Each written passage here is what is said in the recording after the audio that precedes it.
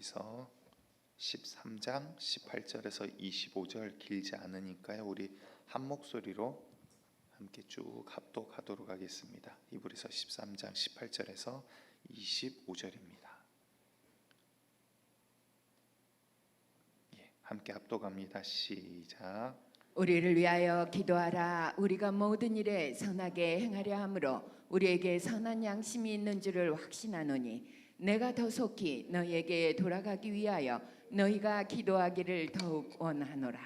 양들의 큰 목자이신 우리 주 예수를 영원한 언약의 피로 죽은 자 가운데서 이끌어내신 평강의 하나님이 모든 선한 일에 너희를 온전하게 하사 자기 뜻을 행하게 하시고 그 앞에 즐거운 것을 예수 그리스도로 말미암아 우리 가운데서 이루시기를 원하노라. 영광이 그에게 세세무궁토록 있을지어다. 아멘. 형제들아, 내가 너희를 권하노니 권면의 말을 용납하라. 내가 간단히 너희에게 썼느니라. 우리 형제 디모데가 너희인 것을 너희가 알라. 그가 속히 오면 내가 그와 함께 가서 너희를 보리라.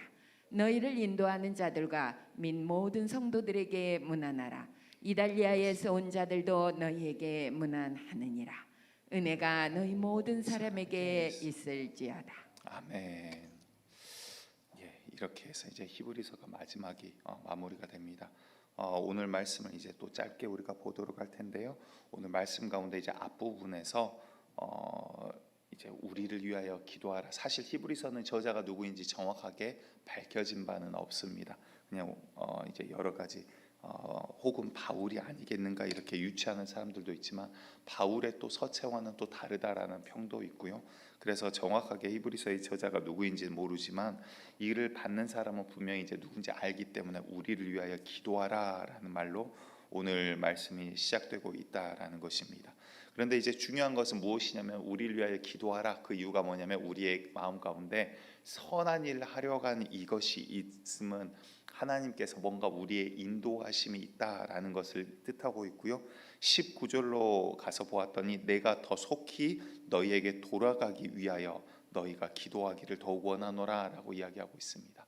우리가 속히 돌아간다라는 것은 사실 그들과 친밀한 교제가 있었던 사람 또 그러한 그룹들인 것으로 우리가 알 수가 있습니다. 그 말은 무슨 말이냐면 그들 가운데 첫 번째는요, 사명을 가지고 그들이 지금 여행을 떠났다라는 것이죠. 그러니까 우리가 서로가 서로를 위해서 기도해야 될 이유가 무엇이냐면 하나님께서 주신 사명을 서로 간에 이뤄가는 공동체가 교회라는 것입니다. 그래서 저와 여러분들에게 주신 사명을 위해서 우리가 오늘 하루도 걸어가고 있다는 것을 여러분들 기억하셔야 됩니다. 두 번째는요, 이 시대는 예수를 전한다는 것, 예수를 믿는다는 것만으로 유대인이 유대인을 서로 핍박해서 죽이기도 하였고요. 서로 로마법에 고소를 해서 장사를 하지 못하게 막기도 하였고요. 이러한 상황들이 펼쳐지던 시대입니다. 그러다 보니까 하나님의 보호를 구하는 기도를 구했다라는 것이고요. 그리고 19절 내가 더 속히 너희에게 나아가기를 위하여라는 말을 보았을 때 그들에게 이 사명을 마치고 우리가 다시 만날 이 재회의 기쁨을 그들이 서로 기대하고 있었던 것으로 우리가 바라볼 수 있다라는 것입니다. 여러분들 우리가 함께 믿음 생활하고 있는 농 공동체는 어떠한 공동체인지 생각하면서 계속해서 이 말씀을 보기를 원합니다.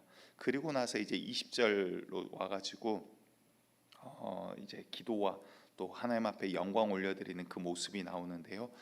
수식어구가 이렇게 좀 깁니다. 20절을 보면 실제 주어는 뭐냐면 그냥 평강의 하나님이 그 다음에 이제 21절부터 이야기를 하고 있는 거예요. 근데 주어는 평강의 하나님인데 그 앞에 부분을 보면 우리 이 예수님을 살리신 평강의 하나님이 이야기를 지금 하고 계시는 거예요. 근데 수식어가 좀 길죠.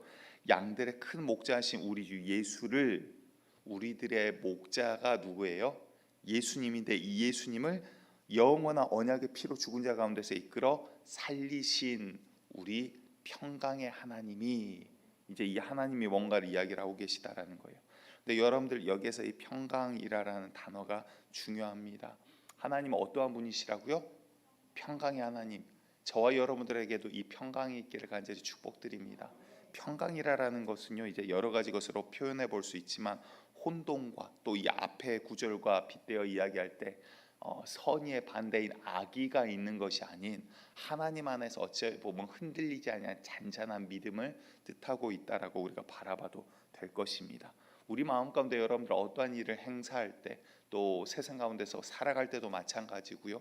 교회 안에서 또 어떠한 것을 할 때 여러분들 마음 가운데 어떠한 의도, 어떠한 뜻이 있는가 돌아보시기 바랍니다. 내가 나의 이름을 위해서, 나의 명예를 위해서, 나의 체면을 위해서 뭔가를 한다. 그러실 필요 없어요. 그러시면 또한 안 돼요.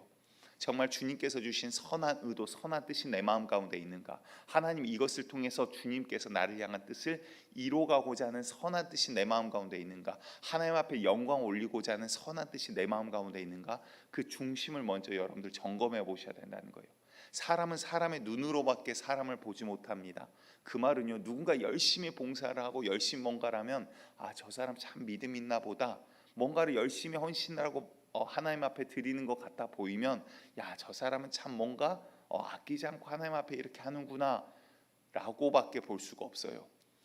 외형은 똑같지만 신실한 사람과 그렇지 않은 사람도 외형은 똑같지만 하나님은 그 중심과 마음을 보신다라는 거예요. 그 마음 가운데 선한 의도가 있지 아니하고 어떠한 다른 의도로 되었다라면 아무리 열심히 하고 아무리 많은 헌금 드리고 아무리 많은 시간을 주님 앞에 드린다 하여도 하나님께서는 그 예배를 받지 않으시는 거예요. 여러분들 그러기 때문에 중요한 것은요, 저와 여러분들의 마음이 어떠한 의도로 주님 앞에 지금 나아가고 있는가를 점검하시기를 간절히 축복드리겠습니다. 그리고 21절을 우리 다시 한번 읽어볼까요? 21절 중요하니까 함께 읽습니다. 시작. 모든 선한 일에 너희를 온전하게 하사 자기 뜻을 행하게 하시고 그 앞에 즐거운 것을 예수 그리스도로 말미암아 우리 가운데서 이루시기를 원하노라. 영광이 그에게 세세무궁토록 있을지어다. 아멘. 아멘. 앞에서 우리가 선한 일, 선한 양심을 하나님께서 주고 우리를 통해 선한 일을 하게 하신 것을 우리가 안다라고 이렇게 시작을 했는데 21절을 보았더니 이 하나님이 이 모든 선한 일에 이게 새벽이라 이론적으로 이게 딱 그려지기가 어려우실 수도 있어요. 근데 그냥 간략하게 표현을 해보도록 할게요. 선한 일을 우리가 하게 하는데 하나님께서 원하시는 길이기 때문에 우리를 온전하게 하실 거라는 거예요. 그런데 그냥 우리를 온전하게 하는 것뿐만 아니라 이제 다른 말로 표현하면 하나님께서 돕고 하나님께서 능력도 주시고 하나님께서 이루어가게 하실 거라는 거죠. 그걸 통해서 무엇을 하게 하시냐면 그 다음 보았더니 자기 뜻을 행하게 하신다라는 거예요. 우리 마음 가운데 소원을 두시고 하나님의 뜻을 행하게 하신 분이 우리 하나님이시다라고 성경은 말씀하고 있습니다. 우리 가운데 하나님의 뜻과 선한 뜻을 주님께서 주시고 그것을 이루어가게 하심으로 하나님께서 능력도 주시고요, 성령의 은사도 주시고요, 서로 돕게 하시고요, 서로 돌아보게 하심으로 하나님의 나라를 이루어가게 하신다는 거예요. 다시 말해 그냥 내 마음 가운데 주신 선한 이 기쁨이 무엇인가 보았더니 하나님께서 주신 하나님의 마음과 하나 된 그 마음을 가지고 성도들이 주님 앞으로 나아감을 지금 뜻하고 있습니다. 그리할 때 우리의 뜻이 이 땅 가운데서 이루어짐이 아니라 하늘의 뜻이 우리를 통하여 이 땅 가운데 하나님의 뜻, 자기의 뜻을 이루시는 분이라고 말씀을 하고 있어요. 그리고 나서 돌아봤더니 이 하나님의 뜻을 이루어가는 것조차도 예수 그리스도로 말미암아 이루신다라는 것입니다. 그러기 때문에 우리가 그 안에서 예수 안에서 기쁨으로 이 뜻을 이루어감을 지금 뜻하고 있습니다. 여러분들 우리의 이 모든 행사가 예수 그리스도 안에서 이루어지고 있습니까? 가끔은요 교회 안에서도 나의 이름을 내세우기 위해서 나의 어떠한 체면 때문에 서로 핏대를 세우는 일들도 적지 않게 보게 됩니다. 주님께서 원하시는 것이 아니에요. 이제 말씀을 이제 전체적으로 히브리서 마지막 부분이기 때문에 정리를 하겠습니다. 왜 이러한 글을 쓰고 있는가? 히브리서에 가장 많이 나왔던 내용이 무엇인지 혹 기억을 하시겠습니까? 1장부터 쭉 기억을 하시면 세뇌되셔서 그래요. 처음에 믿음에 대해서 이야기하지 않고 예수님에 대해서 이야기를 가장 많이 하죠. 예수님에 대해서, 예수님이 어떤 분이냐, 그분은 하나님이다, 그 본체는 하나님이시나 육체를 입고 우리 가운데 오신 분이다. 그래서 그 예수님을 여러 가지 모습으로 그들 가운데 증거하십니다. 혈통으로, 또 제사장으로 레위인들과 비교를 하기도 하고 여러 가지 사람들과 비교하기도 하고 사람들보다도 비교할 수 없는 이런 위대한 분이시다, 큰 분이시다, 가히 그는 사람이 아니셨다. 막 이런 이야기를 하시고 그는 죄가 없을 때 우리와 동일한 이러한 고난을 받으시고 그러기에 우리의 이 어려움을 채울하지 못하는 분이 아니시다. 그런 이야기를 하기도 하시고 또 천사와 처음에 빗대어 이야기를 하죠. 야 너희들이 우상과 같이 천사를 섬기는데 그거 아니야. 그분은 천사들과도 비교할 수 없는 분이야. 이런 이야기들을 굉장히 많은 장을 통해서 해왔습니다. 다시 말해서 우리가 너무나도 지금 당연하게 생각하고 있지만 그들에게 있어서 예수라는 분이 누구신지를 어마어마한 시간을 통해서 다시 한번 정립을 하고 있는 거예요. 여러분들 우리에게 예수님이 누구십니까? 나에게 예수가 어떠한 분이십니까? 이 시간 다시 한번 점검해 보시기를 축복드립니다. 그리고 나서 두 번째가 아까 대답해 주셨다시피 믿음에 대해서 이제 계속 이야기를 합니다. 신앙의 대상은 예수 그리스도예요. 아멘. 그런데 이 예수 그리스도를 믿는 믿음으로 사람들이 어떻게 살았는지, 예수를 알지 못하는 자들도 구약에서요 하나님께서 이미 그들에게 바라는 이 소망을 주셨다라고 이야기해요. 그러니까 그들이 모르는 것을 바라는 것이 아니라 하나님께서 정말 하나님을 신실하게 믿고 구하고 그들 가운데 나아간 자에게는 앞으로 수천 년 후에 있을 메시아에 대한 꿈과 소망을 그들에게 이미 주셨다라고 말씀을 하고 있어요. 그래서 구약에 예수님 오기 전에 죽은 자들은 어떻게 됩니까? 아니요, 그들 역시도 하나님을 신실하게 믿는 믿음을 의로 여겨서 메시아에 대한 믿음을 그들에게 하나님이 허락을 하셨다라는 거예요. 그들 역시도 잠시 잠깐 누워 있지만 구원은 예수 그리스도의 보혈의 피로 인해서 받는다는 사실을 기억하셔야 됩니다. 그러기에 여러분들 예수의 피가 아니고서는 구원받은 길이 없습니다. 아멘. 타 종교에는 구원받을 수가 없어요. 다른 종교를 비방하고자 하는 것이 아니라 종교의 반열에 기독교를 두는 것 자체가 사실은 틀린 거죠. 이거는 절대 진리고 창조주와의 관계이니까. 다른 종교는 사람이 만든 것이고 귀신의 역사이지만 죄송해요 이렇게까지 표현해서, 근데 사실이기 때문에 이거를 뭐 달리 어떻게 표현할 수가 없는 거예요. 우리 주님께서는 분명히 말씀하십니다. 다른 이로서는 구원받을 이름이 없다. 오직 예수 그리스도밖에 없는 거예요. 그래서 우리의 믿음의 대상이 무엇입니까? 나를 살리신 예수 그리스도. 이분의 이름을 통해서 하나님께서 그 아들도 영광 가운데 주님께서 그 이름을 나타내신다라는 거예요. 그러니 그럼 어떻게 하자라고 이야기합니까? 사실은 어제 그제 이제 주말 가운데 있었던 권면의 말씀들이 있습니다. 그러기에 너희들은 서로 선을 행하고 서로 사랑하고 서로 돕고 서로 챙기고, 이러한 이야기들이 이제 쭉 나와서 오늘 이 마지막 이제 기도 요청으로 마무리가 되고 있다라는 것입니다. 크게 세 가지로 이제 다시 한번 정리합니다. 우리가 믿고 있는 예수님이 누구신지 참 구원자인 것을 다시 한번 우리가 기억하셔야 되고요.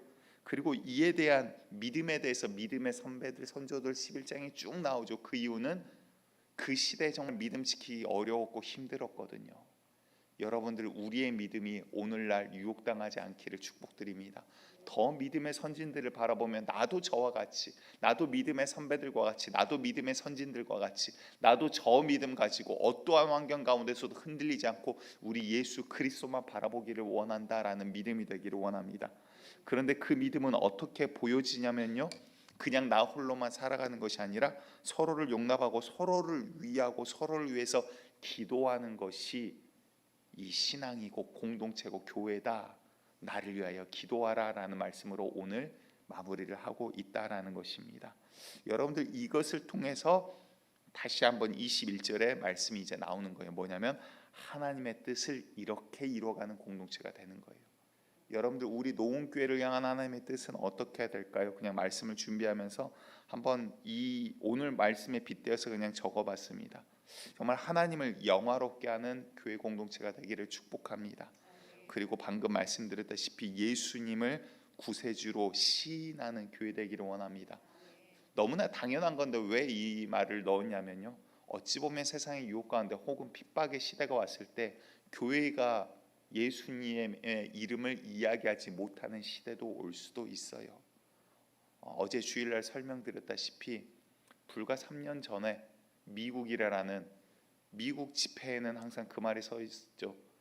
우리는 하나님을 믿는 그 국가다라는 것을 뜻하기 위해서 믿음에 대해서 제가 정확하게 문구가 지금 생각이 안 납니다. God trust in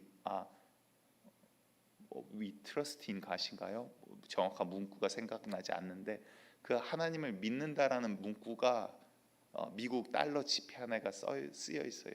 근데 그러한 국가에서 이제 예수님의 이름으로 기도합니다라는 말을 눈치를 봐야 되는 시대가 도래를 했다라는 거예요.